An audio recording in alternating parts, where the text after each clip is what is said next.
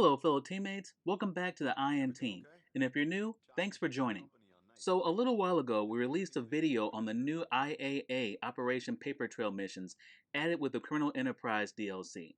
Basically, a guide going over everything you need to do to complete them.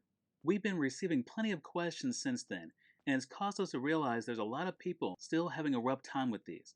So we decided to do a video breaking down what we believe are the most common mistakes made while completing the Operation Paper Trail missions and how to avoid them. Now we went over a few of these in our guide, so some of these might sound familiar.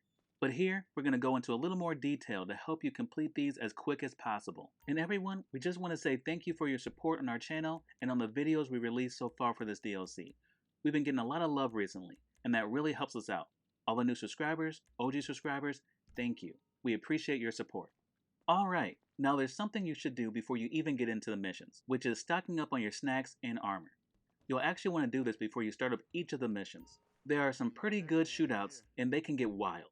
Ammunition is not listed on the map while you're in these missions, so it's best to play it safe and stock up before you start. And when you jump into these, don't use the Bravado Greenwood. Just don't. It's nice that they give you a vehicle to use, but it's extremely slow. Call one in from your mechanic, preferably something weaponized. There's a lot of traveling in these missions, and a fast vehicle will save you tons of time. You're through to your garage. So, in the first mission, Intelligence, be cautious using your GPS when headed to the FIB headquarters. What we mean by this is that the FIB headquarters has two locations, the main building and their underground parking lot. So, depending on your direction, the waypoint could easily take you to either one of these locations. This lot will be familiar if you play the Union Depository contract, but if you end up here, you're in the wrong place. You'll need to be directly above this, so you're going to need to go out and go up one of the ramps to the main entrance. The FIB headquarters is located right next to the IAA and directly across the street from the Union Depository. So if you see these two buildings, you're headed in the right direction. Another thing you want to avoid is using the maintenance uniforms for the silent approach when searching the FIB headquarters. That's a complete waste of time.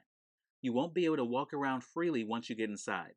Using the disguise requires you to sneak around the building, avoiding detection from the FIB agents. And agents will attack you if you're spotted outside the construction area. Instead, just go straight to the FIB and use brute force. Take out the agents and grab the hardware. You're not authorized to be here. Now, the uniform does come in hand for a couple reasons, which we'll talk about in a second, but using it as a stealth approach is not one of them. We've heard some were able to recover the hardware by going in stealth and using a knife, but that will still take more time than what's needed. If you want to do this quickly, use brute force. Now, the location of the hardware. Each side of the communication floor should have a piece of hardware. When you get up to the floor, take a look at your map and the radar to note the spots that have two agents. The hardware will most likely be in one of the rooms by those agents, so search those areas first. And this is where the uniforms come in handy. Without the uniform, the agents are alert and getting in position for an attack. When wearing one, the agents won't be alerted, meaning you have plenty of time to look at your map and spot the areas where two agents are close together. For us, it was here in this conference room on the left side of the building. You can see the two agents standing next to it, and in this room on the right corner. And once again, here are the two agents. So if you're going in without a uniform, you might want to check those spots first. And when you're searching, look for a briefcase sitting on a table or desk and an open storage file box on the floor. Now, location B, or the FIB depot. Don't waste time taking out the two fuse boxes. Walk straight in. The only advantage of taking out the fuse boxes is a delay in the wanted level you receive, meaning the wanted level will appear once you leave the depot instead of when you enter.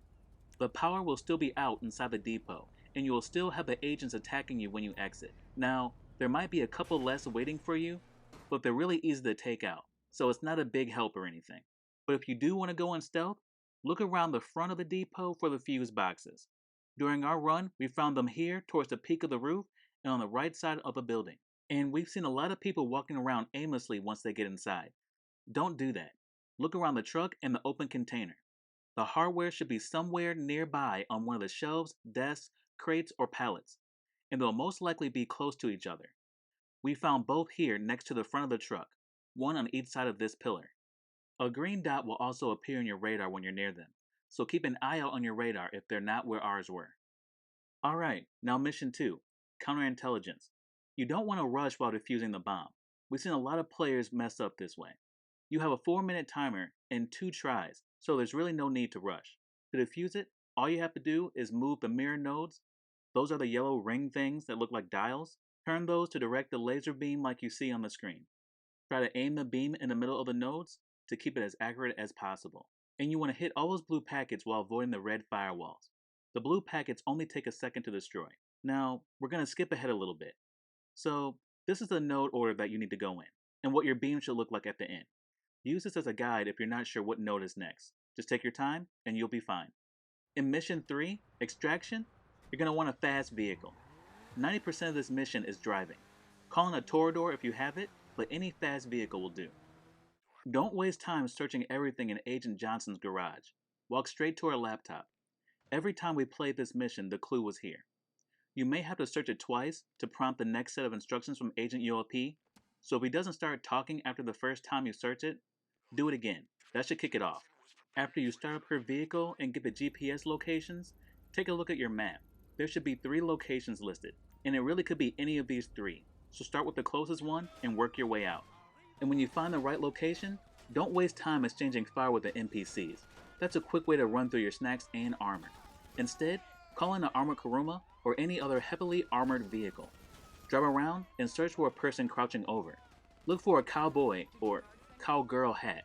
She should be the only NPC wearing one. Now on to Mission 4, Asset Seizure. Don't follow the path on your radar after you retrieve the van. That preset path will take you through the city, back roads, tight turns, high traffic, pretty much everything you want to avoid. And on your way, you'll be chased by the Duggan's guards, which are exactly like the OP NPCs that chase you in the Contract DLC. You'll be going against a lot of firepower. Instead, jump on the highway and take that as far as you can. This will eliminate all those twists and turns, and you'll want to drive through the oncoming traffic. It should limit your interaction with the NPCs. During our run, we noticed the NPCs would spawn on the right side of the road. We're curious to know if anyone else has experienced the same thing, so let us know if you try this out. Alright, on to Mission 6, the cleanup. Don't search the whole silo looking for the fuses. Go straight to the Juggernauts. The Juggernauts are markers. Search around each one you come across until you find 4 fuses. Just like in the FIB depot, check the crates, desks, pallets, and workbenches. We passed this Juggernaut here, and a couple feet away, we found a fuse on a workbench. A toolbox was also near the majority of the fuses we found, so keep an eye out for those as well.